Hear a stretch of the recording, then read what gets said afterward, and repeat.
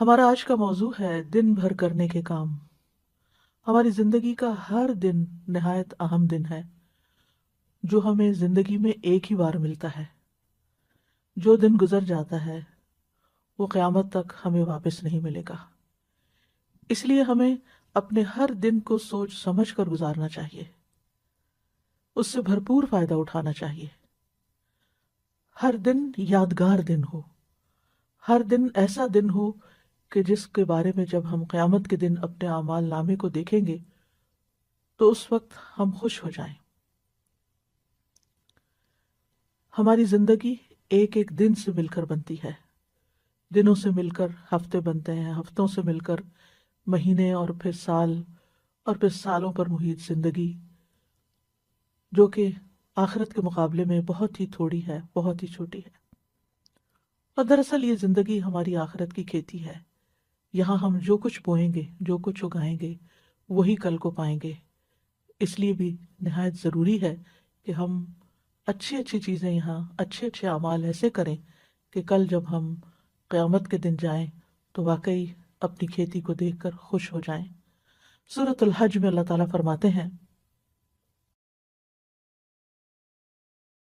اور اس سے ایمان بھی بڑھتا ہے، اپنے دلوں کو ایمان سے سجائیں۔ وَلَٰكِنَّ اللَّهَ حَبَّبَ إِلَيْكُمُ الْإِيمَانَ وَزَيَّنَهُ فِي قُلُوبِكُمْ۔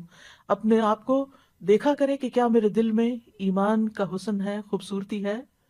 اور ایمان میں اضافے میں جو چیزیں مددگار ہوتی ہیں وہ ہیں اللہ تعالیٰ کی اطاعت اور پسند کے کام کرنا، امانت کی حفاظت کرنا، سچ بولنا، ایمان کے مزین ہونے کی دعا کرنا، ایمان گھٹانے والے کاموں سے بچنا، چاہے وہ زبان کے گناہ ہوں یا ویسے گناہ ہوں، اور ایمان والے ساتھی تلاش کرنا، نیک صحبت۔ یعنی اب کووڈ کے دنوں میں آپ لوگوں سے ملنے کے لیے نہیں جا سکتے، لیکن آپ کال کر سکتے ہیں، آپ بات کر سکتے ہیں، لیکن ان لوگوں سے بات کرنے سے پرہیز کیجیے جو صرف غیبت سنانے والے ہوں، یا آپ کو صرف منفی باتیں کر کے آپ کو پریشان کرنے والے ہوں۔ ان کو کسی کام لگا دیجیے تاکہ وہ آپ، یعنی آپ کو نشانہ نہ بنائے، آپ کو ڈسٹ بن نہ بنائے کہ وہ صرف آپ اپنے مسائل ہر وقت آپ کے سر پہ ڈالتے رہیں اور آپ ان کی وجہ سے پریشان رہیں، چاہے وہ آپ کے رشتہ داروں میں سے ہوں، چاہے وہ آپ کی اولاد میں سے ہوں، چاہے آپ کے والدین میں سے ہوں، چاہے آپ کے بہن بھائیوں میں سے ہوں، کیونکہ یہی قریبی رشتے ہوتے ہیں جو بعض اوقات ہمارے لیے آزمائش بن جاتے ہیں۔ اور ان کی زندگی میں مسائل ہوتے ہیں، وہ جب بات کرتے ہیں وہ کسی نہ کسی کی شکایت کرتے ہیں، کسی نہ کسی کی غیبت کرتے ہیں، کوئی شوہر کی کر رہا ہے، اور کوئی بچوں کی کر رہا ہے، اور کوئی بہن بھائیوں کی کر رہا ہے، اور کوئی کسی رشتہ دار کی، کوئی نیبر کی۔ تو اس چیز سے آپ نے پوری طرح بچنا ہے۔ آپ ان کو کسی ایسے کام لگا سکتے ہیں، علم سیکھنے سکھانے کے کام میں، کسی ویلفیئر کے کام میں، کسی کی خدمت کے کام میں، کہ جس سے ان کی زندگی میں خوشی آئے اور دھیان بٹے، اور وہ ہر وقت آپ کو اس قسم کی باتیں نہ کریں۔ اور اگر وہ نہیں باز آتے تو ان کو آپ اچھی طریقے سے سمجھا بھی سکتے ہیں کہ یہ کام آپ کے اور میرے دونوں کے ایمان کے لیے بھی درست نہیں، اور ہماری آخرت کے لیے بھی درست نہیں۔ ایک دفعہ شاید ان کو یہ بات کڑوی لگے، لیکن یہ ہے کہ آئندہ کے لیے وہ سنبھل جائیں گے۔ پھر اسی طرح یہ ہے کہ قلبی طہارت کے ساتھ ساتھ اپنی جسمانی طہارت کا بھی روزانہ اہتمام کریں۔ اپنے جسم، ناخن، بدن، ان تمام چیزوں کے بارے میں فکر مند رہیں۔ ابو ہریرہ کہتے ہیں 5 چیزیں فطری ہیں: ختنہ کرنا، زیر ناف بال صاف کرنا، بغل کے بال اکھاڑنا، ناخن تراشنا، مونچھیں کتروانا۔ اور خواتین اپنے اعتبار سے جو بھی صفائی کے طور طریقے ہیں جو انہوں نے اختیار کرنے ہیں، ان کا بھی دن مقرر کر لیں۔ مثلاً اگر آپ نے ہر فرائیڈے مقرر کر رکھا ہے یا ہر سنڈے مقرر کر رکھا ہے، اگر آپ اپنی پرسنل ہائیجین کے لیے ٹائم فکس کر لیں گے تو انشاءاللہ آپ کو مشکل نہیں ہوگی۔ لیکن باقی ڈیلی نمازوں میں وضو کرتے ہوئے اچھی طرح اپنے آپ کو صاف کریں، ساتھ مسواک کریں۔ رسول اللہ صلی اللہ علیہ وسلم جب دن یا رات میں جب بھی سو کے اٹھتے تو وضو سے پہلے مسواک کیا کرتے تھے۔ آپ فرماتے ہیں اگر مجھے یہ ڈر نہ ہوتا کہ میں مومنوں پر مشقت ڈال دوں گا تو میں انہیں ہر نماز کے وقت مسواک کا حکم دیتا۔ تو آپ اپنے وضو کی جگہ پر مسواک رکھ دیجئے۔ اگر مسواک کرنا آپ کو مشکل لگتا ہے ہر وقت، تو ایک دفعہ دن میں کم از کم پراپر مسواک کریں، اور باقی اوقات میں ٹوتھ برش کے ساتھ بھی آپ اپنے دانتوں کو ہلکا پھلکا پھیر کے یہ کام کر سکتے ہیں۔ حضرت سمرہ سے مرفوعاً روایت ہے، یعنی رسول اللہ صلی اللہ علیہ وسلم نے فرمایا اپنے منہ کو مسواک کے ساتھ پاک رکھو کیونکہ یہ قرآن کا راستہ ہے۔ تو اپنے منہ کی صفائی اور اپنی زبان کی صفائی اور اپنے گلے کی صفائی، ان چیزوں کا بھی خاص خیال رکھیں۔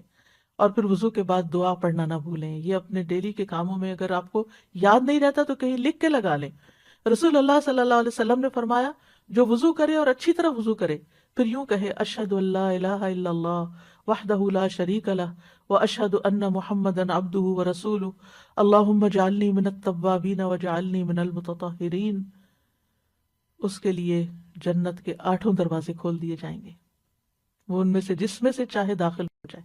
سبحان اللہ، کتنی مختصر سی دعا ہے لیکن کتنا بڑا اجر ہے، اس لیے اس کو نہ بھولیں۔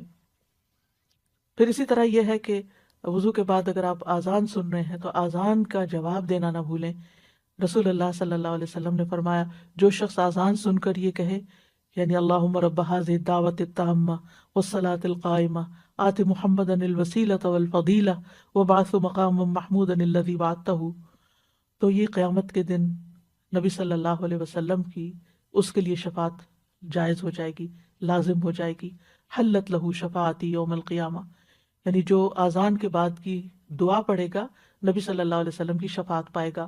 اور اسی طرح وہ دعا کی قبولیت کا وقت ہوتا ہے، اس وقت کے لیے دعا سوچ رکھے کہ میں نے کیا دعا مانگنی۔ ایک نماز سے دوسری نماز کے بیچ میں جو چیز آپ کو بودر کرے، پریشان کرے، نیکسٹ آذان سے پہلے سوچ رکھے کہ میں نے آذان کے بعد بھی یہ دعا خاص مانگنی، لیکن اس کے بیچ میں بھی آپ مانگ سکتے ہیں، اس منع نہیں ہے۔ پھر اسی طرح یہ ہے کہ اپنی جسمانی صحت کا خیال رکھنے کے لیے صرف کھانا پینا ہی کافی نہیں ہے بلکہ ورزش بھی ضروری ہے۔ آپ بریدنگ ایکسرسائز کریں، آپ اسٹریچز کریں، آپ واک کریں، اور اس میں 7 اذکار شامل کر لیں، یعنی اس ٹائم پر انسان اپنے اذکار مقرر کر لیں، جیسے تسبیحات ہیں، درود شریف ہے، استغفار ہے۔ واک کرتے وقت یہ سب پڑھنا بہت آسان بھی ہوتا ہے اور واک بھی بورنگ نہیں ہوتی، وہ آسان ہو جاتی ہے۔ اور پھر اگر ایک وقت میں آپ کو زیادہ ٹائم نہیں ملتا واک کرنے کا، 2 منٹ کر لیجئے، 5 منٹ کر لیجئے، ایک تسبیح کی دیر میں کر لیجئے۔ دن میں کئی دفعہ 5 منٹ بھی اگر آپ کریں گے تو انشاءاللہ اس سے آپ کا جسم مضبوط رہے گا۔ اور پھر یہ کہ جسمانی مضبوطی کے ساتھ ساتھ اپنی جذباتی صحت کا بھی ضرور خیال رکھیں، اور جذباتی صحت کے لیے ضروری ہے کہ اللہ پر توکل ہو، اللہ سے محبت ہو، اللہ سبحانہ وتعالیٰ کے ساتھ ایک تعلق ہو، دل ہی دل میں اللہ کو پکاریں، اس کو یاد کریں اور اس سے محبت پر خوش ہو جائیں۔ یعنی محبت جو ہے وہ انسان کو خوشی بخشتی ہے، تو جس شخص کی زندگی میں رب کی محبت آ جائے اس سے زیادہ خوش قسمت کوئی نہیں، اور اسی کو اپنا وکیل سمجھیں، اسی پر بھروسہ کریں، اسی سے دعائیں مانگیں، اسی سے لو لگائیں، اسی سے اپنے سارے شکوے شکایتیں کریں، اسی کو اپنے ساری مشکلات بتائیں اور اسی سے حل مانگیں۔ رب المشرق والمغرب لا الہ الا ہو فاتخذہ وکیلا، یہ سورۃ المزمل کی آیت ہے۔ شروع میں نبی صلی اللہ علیہ وسلم نے جب تبلیغ کا کام شروع کیا تو کیسی مشکلات پیش آئیں، لیکن آپ کو کیا بتایا گیا کہ اللہ رب العزت ہی کو اپنا وکیل بنائیں، اسی کو کارساز سمجھیں، اور اگر کہیں خوف خطرہ محسوس ہو تو اپنے آپ کو اپنے رب کی پناہ میں دیں۔ سورۃ غافر میں آتا ہے وقال موسیٰ انی عذت بربی وربکم انی عذت بربی وربکم من کل متکبر لا یؤمن بیوم الحساب۔ موسیٰ علیہ السلام کو جب فرعونیوں کا خوف ہوا تو انہوں نے کہا بے شک میں نے اپنے رب اور تمہارے رب کی پناہ لے لی، ہر اس متکبر سے جو یوم حساب پر ایمان نہیں رکھتا۔ تو جو چیز آپ کو کسی انسان کی طرف سے کوئی خوف محسوس ہو، کہیں پریشانی محسوس ہو، تو فوراً اس آیت کو پڑھ کر بلند آواز میں اپنے آپ کو تسلی دیں۔ حقیقت یہ ہے کہ قرآن مجید کے ساتھ اگر آپ کا تعلق مضبوط ہو تو آپ کو روزانہ کے مسائل کا حل اس میں ملتا ہی چلا جائے گا، اور حالات جس طرح کے بھی ہوں اللہ کی رحمت سے پر امید رہیں۔ اور اللہ کی رحمت کس کے قریب ہوتی ہے؟ محسنین کے۔ ان رحمت اللہ قریب من المحسنین۔ چاہے آپ طوفانوں کی زد میں ہو پھر بھی اللہ کی طرف رجوع کریں۔ موسیٰ علیہ السلام کی قوم آگے سمندر تھا اور پیچھے فرعون تھا، پریشان ہو گئی تو موسیٰ علیہ السلام نے کہا قال کلا ان معی ربی سیہدینی، ہرگز نہیں، پریشانی کی بات ہی نہیں، بے شک میرے ساتھ میرا رب ہے، وہ ضرور مجھے راستہ بتائے گا۔ اسی طرح کام کاج کے دوران غور و فکر جاری رکھیں، ذکر جاری رکھیں، اللہ سے دل دل میں باتیں کرتے رہیں، دعائیں کرتے رہیں۔ عقل مند لوگ قرآن مجید میں ان کو بتایا گیا الذین یذکرون اللہ قیاما وقعودا وعلی جنوبہم ویتفکرون فی خلق السماوات والارض ربنا ما خلقت ھذا باطلا سبحانک فقنا عذاب النار۔ کون ہے عقل مند لوگ؟ وہ جو کھڑے، بیٹھے اور لیٹے اللہ کو یاد کرتے رہتے ہیں اور آسمانوں اور زمین کی پیدائش میں غور و فکر کرتے ہیں کہ اے ہمارے رب، اور کہتے ہیں اے ہمارے رب، تو نے یہ سب کچھ بے مقصد پیدا نہیں کیا، تو پاک ہے، ہمیں آگ کے عذاب سے بچا۔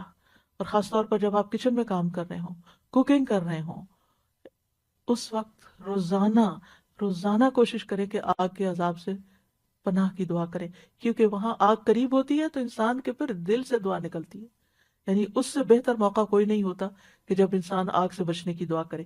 تو کہنے کا مطلب یہ ہے کہ ذکر صرف مصلے پر نہیں ہوتا، ذکر چلتے پھرتے، اٹھتے بیٹھتے، کام کاج کرتے آپ کی زبان اللہ کے ذکر سے تر رہے، اور کیونکہ اللہ کا ذکر جو ہے کثرت سے کرنا کامیابی کا باعث ہے۔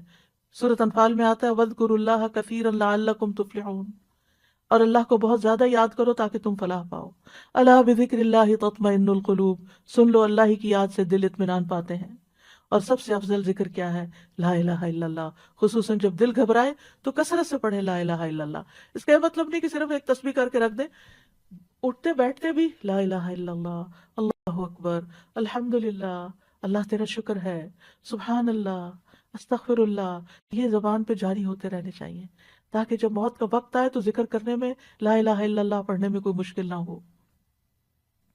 پھر اسی طرح لا حول ولا قوت الا باللہ، رسول اللہ صلی اللہ علیہ وسلم نے حضرت ابو ہریرہ سے فرمایا لا حول ولا قوت الا باللہ زیادہ پڑھا کرو، یہ جنت کے خزانوں میں سے ایک خزانہ ہے۔ یعنی جنت میں اگر آپ کو خزانے چاہیے تو لا حول کی کثرت کر دیں، کثرت سے توبہ استغفار بھی کرنی چاہیے، کیونکہ استغفار سے رحمت کے دروازے کھلتے ہیں، دنیا کی ساری مشکلات حل ہوتی ہیں۔ اور پھر مسلسل استغفار گناہوں کو مٹاتا ہے، رزق کو کھینچ لاتا ہے، اولاد میں خیر و بھلائی ہوتی ہے، اور اللہ تعالیٰ دنیا کی نعمتیں بھی کثرت سے دیتے ہیں، جیسے کہ سورۃ نوح میں آتا ہے کہ آسمان سے بارشیں بھی برسیں گی، مال اور بیٹوں سے بھی تمہاری مدد ہوگی، اور اگر مال میں کمی ہے یا بیٹوں کی طرف سے پریشانی ہے تو وہ بھی اللہ تعالیٰ دور کرے گا، اور تمہیں باغات عطا کرے گا، تمہارے لیے نہریں جاری کر دے گا۔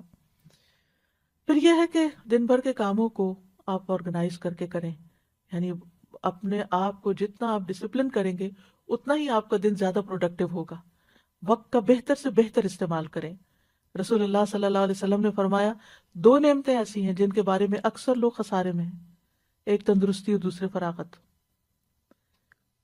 بہت سے لوگ بہت سی چیزیں سوچتے ہیں لیکن کر نہیں پاتے، اور جب کرنے لگتے ہیں تو تھوڑی دیر میں دھیان ادھر ادھر ہو جاتا ہے اور پھر ہر چیز بکھر جاتی ہے، اینڈ آف دا ڈے انسان کہتا ہے میں نے تو کچھ کیا ہی نہیں، اور پریشانی پر پریشانی بڑھتی چلی جاتی ہے۔ اور چونکہ ہر انسان کی زندگی میں کوئی نہ کوئی امتحان ہوتا ہے، پریشانی ہوتی ہے، تو بعض اوقات انسان اس پریشانی میں اتنا مغلوب ہو جاتا ہے کہ جو بھی اس نے اپنے کام سوچے ہوتے ہیں وہ سارے ایک طرف رکھ کے کوئی ذہنی تفریح کا سامان کر لیتا ہے۔ اور آج کل تو بہت بڑا فتنہ ہے کہ موبائل ہمارے ہاتھ میں ہے، کوئی ڈرامہ لگا لیتا ہے اور کوئی گانا سننا شروع کر دیتا ہے، اور کوئی کسی طرح کی بھی ویڈیو دیکھ کے ایک کے بعد ایک شروع ہو جاتی ہیں، اور اس طرح جو کرنے کے کام ہے وہ سارے دھرے کے دھرے رہ جاتے ہیں۔ تو اس چیز کے بارے میں آپ نے بہت کانشیس ہونا ہے، کیونکہ انسان اگر ان چیزوں میں پڑا رہے تو چھوٹی چھوٹی پریشانیاں اس کو ڈسٹریکٹ کر سکتی ہیں، اور چھوٹی چھوٹی خوشیوں کا حصول اس کو ڈسٹریکٹ کر سکتا ہے، تو پھر انسان کا ایک دن بھی ضائع ہوا تو سمجھے اس نے بہت بڑا نقصان کیا۔ اور یہ کہانی سبھی کی ہے کسی نہ کسی طرح، اس لیے کارآمد اور نتیجہ خیز دن گزارنے کے لیے ضروری ہے نمبر 1، اپنے پورے دن میں جو کام آپ بے مقصد کرتے ہیں ان پہ غور کریں، ان کی لسٹ بنائیں کہ کون سے کام فضول کے کام ہیں جن کے بغیر بھی گزارا ہو سکتا ہے یا اس سے بہتر کام بھی ہیں۔ تو اپنے وقت کو گھٹیا کاموں میں نہیں گزاریں، بہتر کاموں میں گزاریں۔ دوسرا یہ کہ اپنے سارے دن کے کاموں کے نتائج بھی دیکھیں کہ اس کا رزلٹ کیا ہے، آؤٹ کم کیا ہے، میں نے جو اس چیز پہ اتنا وقت لگا دیا تو میں نے کیا کمایا، کیا حاصل کیا۔ بعض اوقات ہم ایسے ہی کوئی لغو سی چیز دیکھنا شروع کر دیتے ہیں اور کہتے ہیں اس میں بھی لرننگ ہے، اینڈ میں پوچھے کیا لرن کیا، کیا سیکھا، کیونکہ بہت وقت صرف ایک نفس کی خواہش ہوتی ہے جس کے پیچھے انسان چل رہا ہوتا ہے۔ پھر یہ ہے کہ نمبر 3 اپنے مقصد پر نظر رکھیں کہ میرا کسی بھی کام کے کرنے کے پیچھے مقصد کیا ہے، یہ کام میں کیوں کر رہا ہوں۔ کوئی بھی مصروفیت آپ نے جو یعنی اختیار کی ہے یا شروع کی ہے، اور اس مقصد کے راستے میں جو چیز رکاوٹ ہے اس رکاوٹ کو پہلے دور کریں، ورنہ آپ منزل پہ نہیں پہنچ سکتے۔ پھر اسی طرح یہ کہ اہم اور ضروری، چوتھی چیز یہ کہ اپنے اہم اور ضروری کاموں کو متعین کریں. یہ چیزیں میری زندگی میں بہت امپورٹنٹ ہیں جنہیں میں نے کرنا ہے، اور ان کو لکھ لیں باقاعدہ. یعنی اہم ترین کاموں کو، یعنی اپنی پرائرٹی لسٹ بنائیں، اہم ترین کاموں کو لکھ لیں. جو آپ کا ٹارگٹ ہے، جو گول آپ حاصل کرنا چاہتے ہیں، اس کے لیے کیا چیز مددگار ہوگی اس کو بھی ساتھ لکھ لیں. مثلا آپ نے ایک کام لکھا کہ مجھے یہ کام کرنا ہے، چاہے آپ لکھنے کا کوئی کام ہے یا پکانے کا ہے یا کوئی صدقہ خیرات کا یا ویلفیئر کا یا جس بھی طرح کا کوئی کام ہے، یا آپ کی ڈیوٹی سے ریلیٹڈ کوئی کام ہے. تو ویسے تو سارے کام بڑے اہم لگ رہے ہوتے ہیں، لیکن اہم ترین کاموں کو ٹاپ پرائرٹی پر رکھیں کہ یہ مجھے پہلے کرنا ہے، اور کس طرح کرنا ہے وہ بھی ساتھ پلان کریں.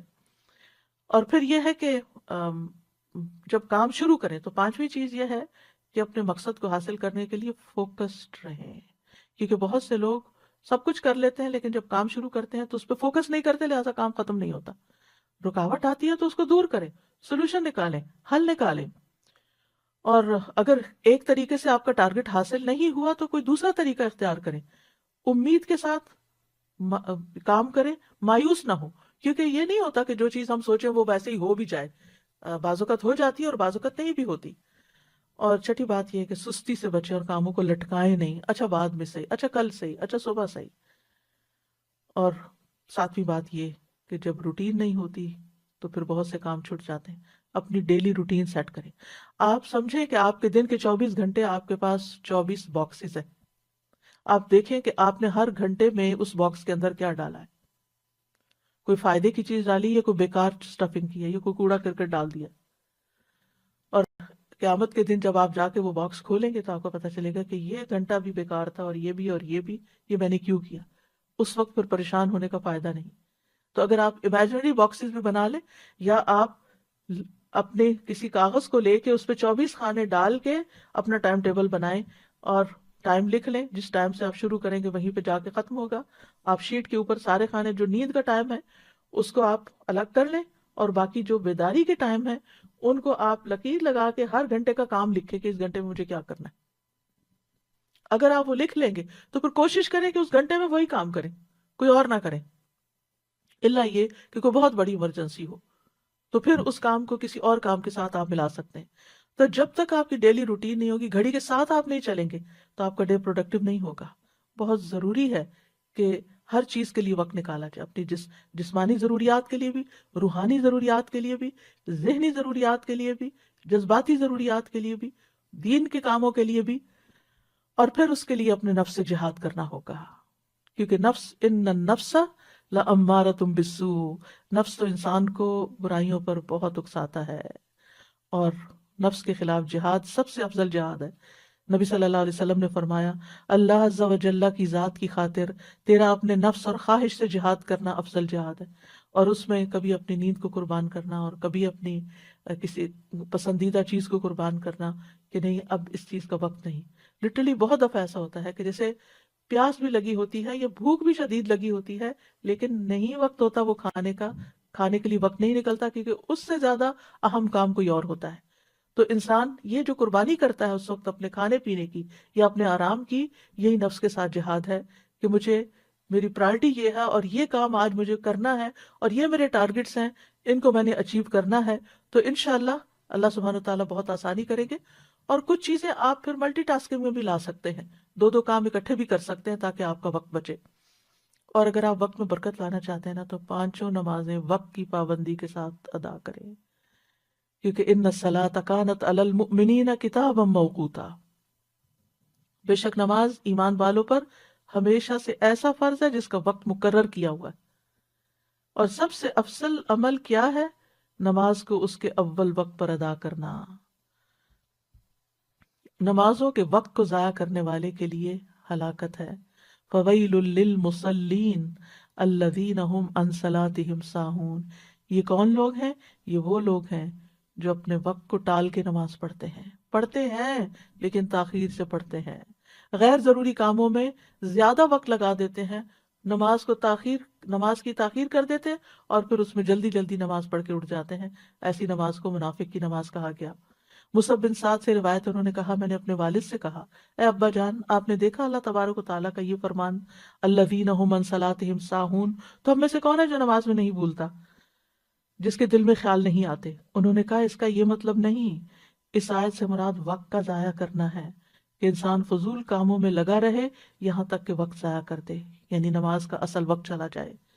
اس لیے نماز اپنے وقت پر، ایسا نہ ہو کہ فجر کی نماز قضا ہو جائے، اور ایسا نہ ہو کہ سوئے رہیں، کیونکہ نبی صلی اللہ علیہ وسلم نے اپنا ایک خواب بیان کرتے ہوئے فرمایا، آپ نے خواب میں دیکھا کہ ایک شخص تھا جس کا سر پتھر سے کچلا جا رہا تھا، وہ قرآن کا حافظ تھا مگر وہ اس سے غافل ہو گیا اور فرض نماز پڑھے بغیر سو جاتا تھا۔ اور پھر نماز لیٹ کرنا جو ہے نفاق کی علامت ہے۔ منافق سورج کو دیکھتا رہتا ہے، جب شیطان کے دو سینگوں کے درمیان وہ ہوتا ہے، یعنی غروب ہونے کے قریب ہوتا ہے، تو اٹھ کر 4 ٹھونگے مارنے لگ جاتا ہے اور ان میں اللہ کا ذکر نہیں کرتا۔ یعنی یعنی کہ جو منافقوں کے بارے میں قرآن مجید میں آتا ہے وَلَا يَأْتُونَ إِلَى الصَّلَاةِ إِلَّا وَهُمْ كُسَالَىٰ، کہ وہ نماز سستی کے ساتھ پڑھتے ہیں، سستی کر کر کے پڑھتے ہیں، دیر سے پڑھتے ہیں، تھک کے، دنیا کے کاموں سے تھک کے پھر نماز پڑھتے ہیں، اور اس میں کوئی خشوع و خضوع نہیں ہوتا۔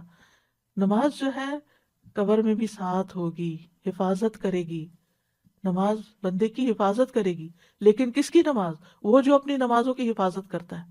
والذین هم علی صلاتہم یحافظون۔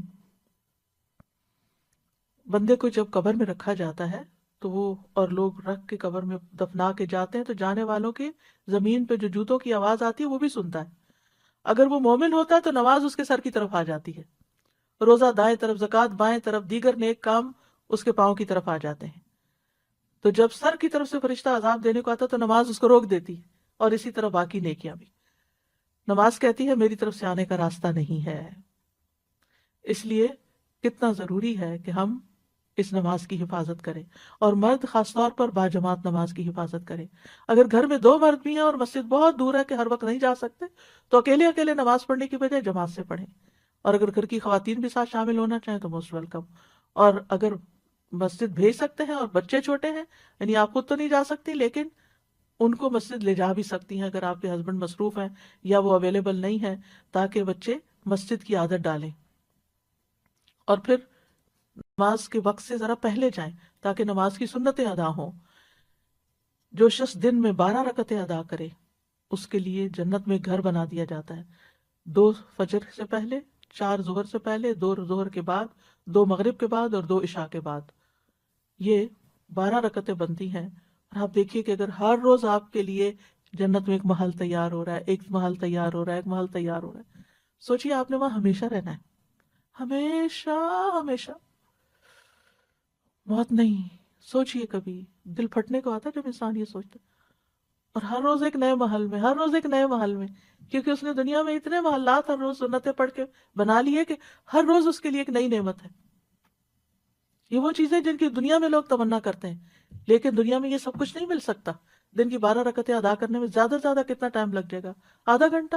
2 رکعتیں پڑھنے میں 4 منٹ لگتے ہیں، اور 12 کے 24 منٹ، 6 منٹ اوپر لگا لے، آدھے گھنٹے کی بات ہے، لیکن کتنا بڑا سودا ہے آپ کا اور کتنا بڑا نفع۔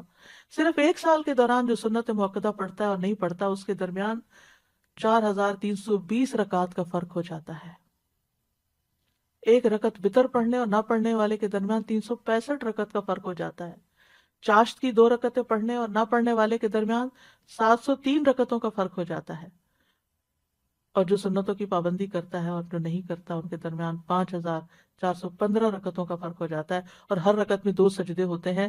تو صرف 1 سال میں کتنے درجے کھو دیے انسان نے، صرف 1 سال میں۔ تو اگر 40 سال زندگی میں اس نے ہر روز اتنے سجدے ادا کیے تو قیامت کے دن کتنا اونچا مقام ہوگا۔ تو اس لیے اس کو نہ کھوئیں۔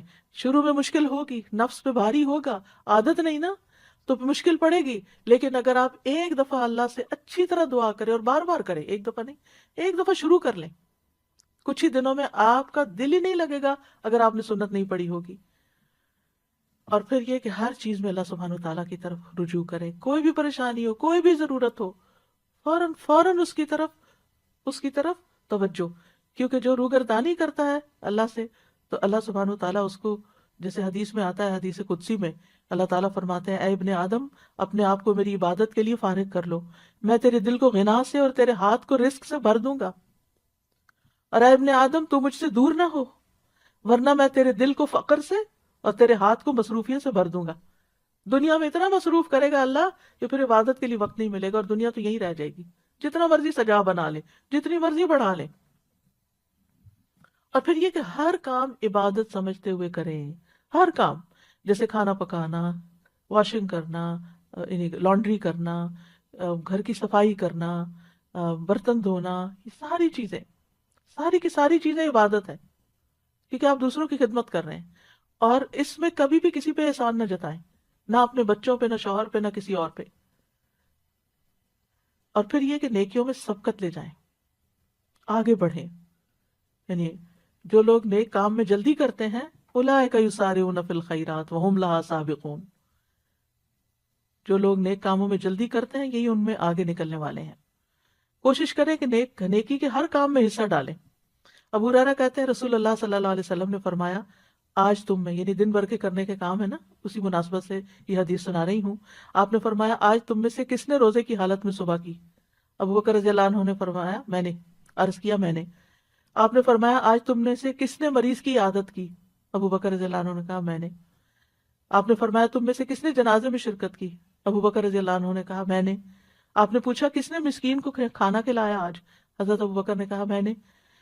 مروان کہتے ہیں مجھے معلوم ہوا کہ اس پر نبی صلی اللہ علیہ وسلم نے فرمایا کہ جب کسی شخص میں ایک دن میں یہ ساری خصلتیں جمع ہو جائیں، یعنی یہ سارے کام وہ ایک دن میں کر لے، دن بھر کرنے کے کاموں میں اگر یہ موقع مل گئے اور اس نے کر لیے، وہ جنت میں ضرور داخل ہوگا۔ کتنی بڑی بات ہے! لیکن ہم بعض اوقات ہمیں پتہ بھی ہوتا ہے، اور پھر مردوں کے لیے خاص طور پہ جنازہ پڑھنا، تو اس میں ایک جنازے کا جو ثواب ہے 2 قرات کے برابر، کوئی قرات جو ہے وہ پہاڑ برابر ہوتا ہے۔ تو جب ایک صحابی کو دیر سے یہ حدیث پتہ چلی تو وہ ہاتھ ملنے لگے، یعنی پچھتانے لگے کہ ہم نے اتنے قرات ضائع کر دیے، کتنے مواقع تھے۔ بہت سے لوگ حرم جاتے ہیں، وہاں جنازہ پڑھنے کا وقت بھی ہوتا ہے لیکن اس کو نکل پڑتے ہیں، تو وہ کتنے منٹ لگتے، چند اور منٹ، جو دعا یاد کر لے انسان اور بخشش کرتا رہے، اور جب دوسروں کے لیے آپ کریں گے تو کوئی آپ کے لیے بھی کرے گا۔ پھر یہ کہ نیکیوں کے کام کرنے کے ساتھ ساتھ گناہوں سے ضرور بچیں، یعنی نافرمانی کے کاموں سے بچیں، یہ بھی کرنے کا کام ہے۔ جہنم کے سامنے رکھے نا انسان تو گناہوں سے بچ سکتا ہے۔ جہنم کی حقیقت جب سمجھ آ جاتی ہے نا انسان کو تو زندگی کا رخ بدل جاتا ہے، زندگی تبدیل ہو جاتی ہے۔ تو اس لیے اچھے کام بھی کریں لیکن ساتھ برائیوں سے بچیں بھی ضرور، یعنی ایسے کام نہ کریں کہ جس سے لوگوں کو اذیت ہو، دوسروں کو اریٹیٹ نہ کریں، نیگ نہ کریں، کوئی ایسا کام نہ کریں کہ جس سے دوسرا آپ سے بیزار ہونے لگے، جو، اور اس کے لیے کرائیٹیریا جو اپنے لیے پسند نہیں وہ دوسرے کے لیے بھی نہ کریں۔ پھر یہ ہے کہ اللہ کی محبت کی خاطر، اللہ کے چہرے کی خاطر یہ کام کیا کریں کہ لوگوں سے اچھے اخلاق سے پیش آئیں، کیونکہ میزان میں سب سے بھاری نیکی اچھا اخلاق ہوگا، اور اس میں سب سے پہلے اپنے والدین کو خوش کریں، ان کی پیشانی چومیں، ان کے چھوٹے چھوٹے کام کریں، ان کے ساتھ جو بھی نیکی کر سکتے ہیں زندگی میں کریں، اور اگر فوت ہو چکے ہیں تو ان کے لیے صدقہ خیرات کرتے رہیں، دعائیں کرتے رہیں، ان کی زندگی میں بھی اور مرنے کے بعد بھی۔ رب ارحمہما کما ربیانی صغیرا، رب ارحمہما کما ربیانی صغیرا، اے میرے رب ان پہ رحم فرما جیسے انہوں نے مجھے بچپن میں شفقت سے پالا تھا۔ سب کے لیے خیر کا باعث بنے، خصوصاً گھر والوں کے لیے، اور اس خیر میں صرف ان کی دنیا بنانا ہی نہیں ہے، ان کی آخرت کی بھی فکر کریں۔ یعنی بعض اوقات ہم لوگ خود دین کی طرف آ جاتے ہیں لیکن گھر والوں کو بھول جاتے ہیں۔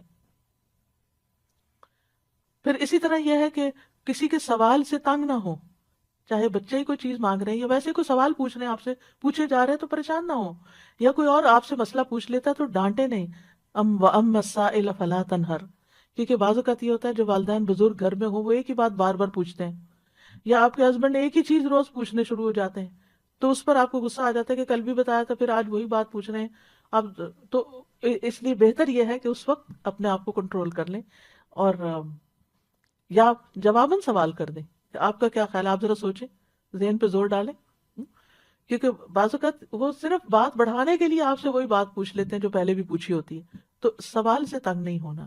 بچہ کچھ مانگ رہا ہے تو تنگ نہیں ہونا. شٹ اپ کال نہیں دینی کہ چپ ہو جاؤ تو میرا سر کھا گئے ہو میں فارغ ہو کے دوں گی. نہیں، اپنا کام روک دیں، جا کے اس کی ضرورت پوری کر دیں اور پھر آگے بڑھیں. جہاں بھی بیٹھیں، جہاں بھی کھانے کی ٹیبل پہ بھی بیٹھیں، خیر پھیلانے والے ہوں، مبارک بن جائیں. کن مبارکن اینما کنتا، جہاں بھی ہو مبارک بنے. اور وہ کیسے؟ ابن قیم کہتے ہیں آدمی کی برکت یہ ہے کہ جہاں بھی مقیم ہو خیر کی تعلیم دے، اچھی بات زبان سے نکالے، اچھی بات کریں.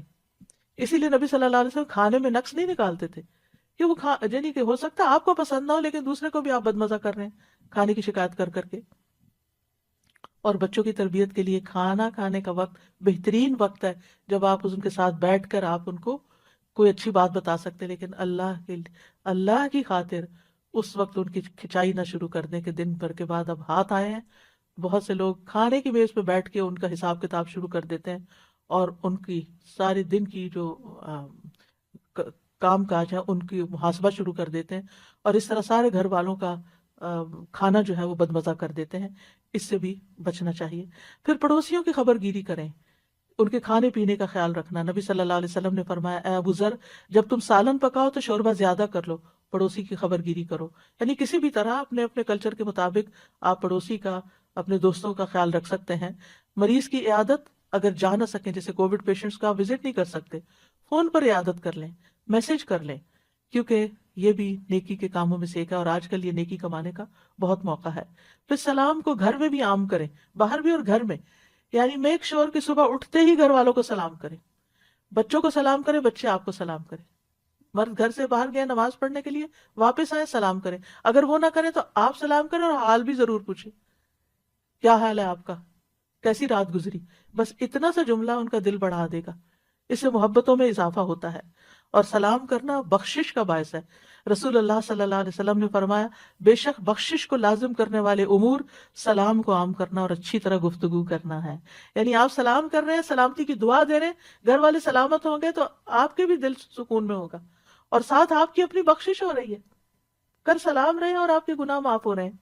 آتے جاتے چلتے پھرتے گھر میں سلام کرتے رہیں. بچوں کو بھی خود سلام کریں کہ ان کو عادت ہو جائے. پھر گھر والوں کے کاموں میں ان کی مدد بھی کریں. اور یہ عورتوں مردوں دونوں کے لیے ہے، بڑوں کے لیے چھوٹوں کے لیے. حضرت عائشہ سے اسود نے پوچھا کہ نبی صلی اللہ علیہ وسلم اپنے گھر میں کیا کرتے تھے. انہوں نے کہا کہ نبی صلی اللہ علیہ وسلم اپنے گھر کا کام کاج کیا کرتے تھے اور ان کی خدمت کرتے تھے. جب نماز کا وقت ہوتا تو کام چھوڑ کر نماز کے لیے چلے جاتے. ایک اور روایت میں ہے کسی نے پوچھا کہ آپ گھر میں کیا کرتے تھے. کہا کہ وہ بھی انسانوں کی طرح انسان تھے. وہ اپنے کپڑوں کو صاف کرتے، بکری کا دودھ دو لیتے، اپنے کام خود کر لیتے تھے، یعنی نبی صلی اللہ علیہ وسلم. تو پھر بیٹوں کو بھی عادت ڈالنی چاہیے یا مردوں کو بھی کہ گھر والوں کے ساتھ تعاون کریں. اور اگر ان کے پاس وقت بالکل نہیں تو گھر والوں کی مدد کے لیے کچھ نہ کچھ انتظام کریں. نبی صلی اللہ علیہ وسلم نے فرمایا تم میں سے بہتر وہ ہے جو اپنے گھر والوں کے لیے بہتر ہو، اور تم سب کی نسبت میں اپنے گھر والوں کے لیے بہتر ہوں. اور اسی طرح گھر والوں پر خوش دلی سے خرچ کرنا چاہیے، خصوصاً مردوں کو جن کے اوپر نان نفقہ فرض ہے، سنت نفل نہیں ہے، فرض ہے. آدمی اپنی ذات پہ، اپنی بیوی بچوں پہ اور اپنے خادم پہ جو خرچ کرتا ہے وہ صدقہ ہوتا ہے. پھر اسی طرح یہ ہے کہ باہم گفتگو سے ماحول کو خوشگوار رکھیں. ہر وقت تلخ باتیں نہ کریں، ہر وقت گھر والوں کے استاد نہ بنے رہیں، ہر وقت انسٹرکشن نہ دیتے رہیں، کسی غلطی پر بہت زیادہ سرزنش نہ کریں. تھوڑی سی بات سے احساس دلائیں ورنہ آپ کی خاموشی بھی بہت بڑا سبق ہے. بات کرتے ہوئے یاد رکھیں کہ آپ کی ہر بات لکھی جا رہی ہے، فرشتے لکھ رہے ہیں، کرام کاتبین لکھ رہے ہیں. اور اگر آپ اپنی زبان کی حفاظت کریں گے تو نبی صلی اللہ علیہ وسلم نے اس کو خوشخبری دی ہے. فرمایا خوشخبری ہے اس کے لیے جس نے اپنی زبان پہ قابو پا لیا، قیل و قال چھوڑ دے. یعنی اس نے کہا، اس کی بات اس کی بات. آج کل چونکہ کووڈ پھیلا ہوا ہے تو گھر میں بعض اوقات کوئی ویکسین کے خلاف بات شروع کر دیتا ہے، کوئی کسی بیماری کے بارے میں، تو اس پر اچھے سے توجہ دلانی چاہیے کہ یہ لوگوں کی باتیں ہیں، اس پر صحیح علم حاصل کرنے کی ضرورت ہے. اور پھر لا یعنی گفتگو سے بچیں. اچھا اور سنائیں کیا حال ہے، پھر تھوڑی دیر کے بعد اچھا اور سنائیں کیا حال ہے. یہ جملہ بول بول کے لوگوں سے بیکار کی باتیں نہ کروائیں. رسول اللہ صلی اللہ علیہ وسلم نے فرمایا انسان کے اسلام کی خوبی یہ ہے کہ وہ بے فائدہ چیزوں کو چھوڑ دے. اور بعض اوقات وہ بے فائدہ چیزیں اذیت والی بھی بن جاتی ہیں دوسرے کے لیے. بعض اوقات ہم دوسرے کی بات کاٹ دیتے ہیں تو اس سے دوسروں کو تکلیف پہنچتی ہے۔ پھر یہ کہ ان چھوٹے چھوٹے گناہوں کے ازالے کے لیے کثرت سے صدقہ کریں۔ قرآن مجید میں آتا ہے کہ مرتے وقت یا مرنے کے بعد میت کیا چاہے گی؟ رب لولا اخرتنی الی اجل قریب فاصدق، اے میرے رب تو نے مجھے قریبی مہلت کیوں نہ دی کہ میں صدقہ کرتا۔ اہل علم کہتے ہیں میت صدقے کا اس لیے کہتی ہے کیونکہ موت کے بعد وہ صدقہ کا بہت بڑا فائدہ دیکھتی ہے کہ صدقہ کرتا تو میرے لیے آج کتنی خوشیاں ہوتی ہیں۔ لہٰذا کثرت سے صدقہ کریں، اور خواتین کو تو خصوصاً نبی صلی اللہ علیہ وسلم نے صدقے کی تلقین کی، اور اس کے لیے کوئی ضروری نہیں ہوتا کہ آپ ہر روز کو مال کا بہت بڑا پورشن صدقہ کریں، تھوڑا تھوڑا بھی کرنا، پھر کبھی کوئی کھانے کی چیز کرنا، کبھی اگر کوئی لینے والا نہیں بھی ہے تو آپ کوائن باکس رکھے گھر میں، ایسی جگہ پر اپنے روز کا صدقہ ڈالتے رہیں، اور پھر اکٹھا بھی آپ مسجد جائیں یا کہیں جائیں تو وہاں جمع کرا سکتے ہیں۔ پھر خاص طور پر فقراء اور مساکین جو آپ کے اپنے خاندان میں ہیں یا آپ کے جان پہچان کے لوگوں میں ہیں، ان کے بارے میں فکر مند ہو اور اکٹھا کر کے ان کو بھی آپ بھیج سکتے ہیں۔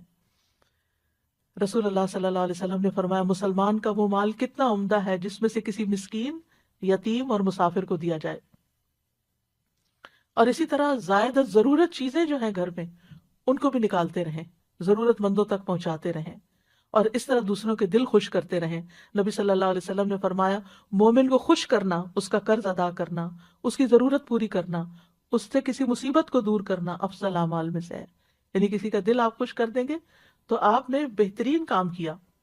پھر اسی طرح بات بات پہ غصے سے بچیں، ناراض ہونے سے بچیں، ایٹیٹیوڈ دکھانے سے بچیں، قطع رحمی سے بچیں، چھوٹی چھوٹی باتوں پر بہت بڑا ری ایکشن ظاہر نہ کریں، دوسروں کو معاف کرنے والے بنیں۔ فاصفح الصفح الجمیل، صبر جمیل کے ساتھ ہی الصفح الجمیل آتا ہے۔ قرآن مجید میں آتا ہے ایمان والو تمہاری بیویوں اور بچوں میں سے، ازواج کا لفظ آتا ہے بیوی شوہر دونوں کے لیے ہو سکتا ہے، بعض تمہارے دشمن ہیں سو ان سے ہوشیار رہو، اور اگر تم معاف کر دو اور درگزر کرو تو بے شک اللہ بھی بے حد بخشنے والا نہایت رحم والا ہے۔ لہذا بہت ضروری ہے کہ ہم گھر والوں کی غلطیاں معاف کر کے دل صاف کرتے رہیں۔ فرمایا تمہارے مال اور تمہاری اولاد تو محض ایک آزمائش ہے، اور جو اللہ کے پاس ہے وہ بہت بڑے اجر والا ہے، واللہ عندہ اجر عظیم، اور اللہ کے پاس بہت بڑا اجر ہے۔ کسی پر ظلم کرنے سے بچیں، مظلوم کی آہ سے بچیں، مظلوم کی بد دعا عرش تک جاتی ہے، چاہے وہ آپ کا بچہ ہی کیوں نہ ہو۔ دل کی سختی سے بچیں، کیونکہ محروم ہے وہ شخص جس کی نماز میں خشوع نہیں اور وہ روتا نہیں۔ کوشش کریں دن کی کسی نہ کسی نماز میں آپ کو رونا ضرور آئے۔ پھر اسی طرح برے خیالات اور بدگمانیوں سے بچیں، خود بھی سکون میں رہیں گے، دوسروں کے لیے بھی سکون کا باعث ہوں گے۔ بدگمانیوں کو دل میں جڑ نہ پکڑنے دیں۔ اسی طرح آپ غیبت سے بچ سکیں گے اور بہتان تراشی سے بچ سکیں گے۔ مشکل آ جائے تو صبر اور نماز سے مدد مانگیں۔ انبیاء کا طریقہ یہ تھا کہ جب کوئی پریشانی آتی فوراً نماز کی طرف لپکتے تھے۔ پریشانی اور غم میں لا الہ الا اللہ پڑھے، یہ عرش تک جانے والا کلمہ ہے۔ دعاؤں کو لازم کر لیں، اٹھتے بیٹھتے دل میں چھوٹی سی کوئی مشکل آ گئی نا فوراً دیر اینڈ دین دعا کریں، اور تنگی کے بعد آسانی کا انتظار کریں۔ ان مع العسر یسرا فان مع العسر یسرا، کیونکہ صبر کے مدد جو ہے صبر کے ساتھ آتی ہے، تنگی کے ساتھ ہی کشادگی ہے، اور سختی کے ساتھ آسانی بھی ہے۔ اور پھر اس طرح دن میں ان چیزوں پر عمل کرتے ہوئے جب رات ہو تو آپ کا آخری کام اللہ کا ذکر ہو۔ سونے کے مسنون اذکار جو ہیں، یعنی سوتے وقت کے مسنون اذکار، ان کو پڑھنا نہ بھولیں۔ سورۃ ملک پڑھیں، سورۃ ملک عذاب قبر سے بچانے والی ہے۔ ہمیں نہیں پتا ہماری یہ رات آخری رات ہو، اور پھر انسان اپنے آپ کو اللہ کی حفاظت میں دے کر سوئے۔ اگر باوضو سو سکیں تو بہت اچھا ہے، کیونکہ جب بھی آپ کی آنکھ کھلے گی اور آپ سائیڈ بھی بدلیں گے تو فرشتہ آپ کے لیے دعا کرتا رہے گا، جو اس کام پر مقرر ہو جائے گا آپ کے لیے کہ آپ کے لیے بخشش کی دعا کرے۔ تو ایک مومن کا دن پروڈکٹیو دن ہوتا ہے۔ میں نے باقی روزمرہ کی روٹین سے متعلق باتیں اس لیے نہیں کی کہ ہر ایک کے اپنے دنیا کے کام جو ہیں الگ الگ ہیں، لیکن جب آپ اپنے کاموں کا اور عبادات کا وقت مقرر کریں گے اور نیکی کے یہ کام کریں گے تو انشاءاللہ خیر ہی خیر ہوگی،